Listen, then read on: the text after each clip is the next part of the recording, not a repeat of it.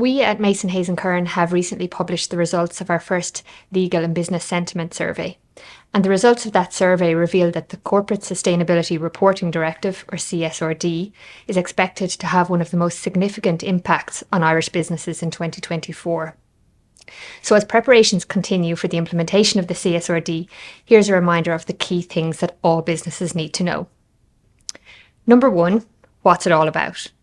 Well, the CSRD is an EU directive which aims to increase and enhance stakeholder access to high quality, relevant and reliable sustainability information from a broader range of companies. It's a harmonised framework that applies across the EU, and member states have until July of this year to transpose it into their national laws.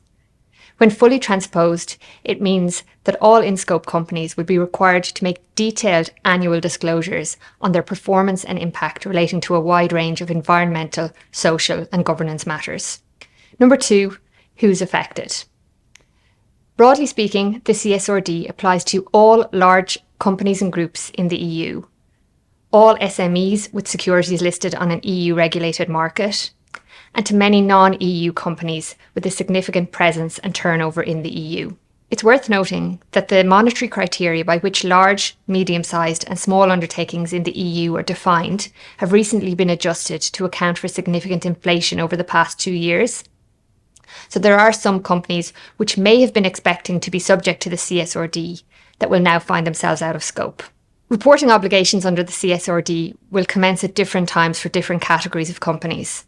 But the first reporting obligations will commence on or after the 1st of January 2024 for the largest listed companies in the EU. So we'll start to see those reports coming through next year. Number three, what are the new reporting obligations?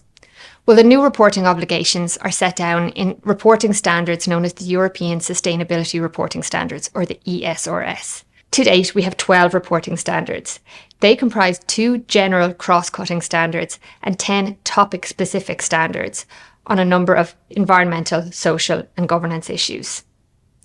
Sector-specific standards are going to follow in due course. The ESRS are very prescriptive and expansive. So companies really need to act now to understand, firstly, what they need to report, and secondly, to ensure that they have the systems and practices in place to collect reliable data for reporting purposes. Number 4, assurance. The CSRD introduces a new requirement for the independent audit of sustainability reports by statutory auditors or other accredited service providers. So much like financial information, sustainability information must be reliable and must ultimately stand up to independent scrutiny. So that's the CSRD in a nutshell. It is a complex piece of legislation and preparation is key. We're working with many of our clients at the moment to help them determine which companies within their group structures are subject to the CSRD and when their reporting obligations will commence. And we're happy to talk to any business that has concerns about the CSRD and what it might mean for them.